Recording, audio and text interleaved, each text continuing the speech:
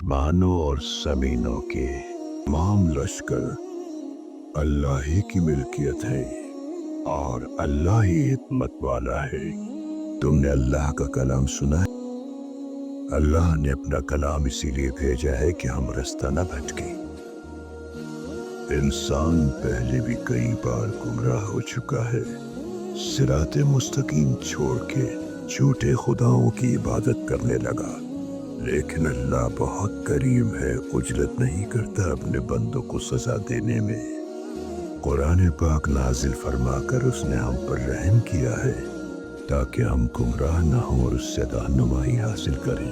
पैगंबर अकरम को हमारा रहबर बनाया, जिन्होंने उनकी पुकार पर लब्बैक कहा और सिरात मुस्तकीम पर कायम रहे। कुरान पाक की तालीमात से वही फैज़ पाते हैं, वही खुश नसीब इस जिंदगी। देर के बाद फैलाना, सब्सक्राइब जारी है। Please like, subscribe, share.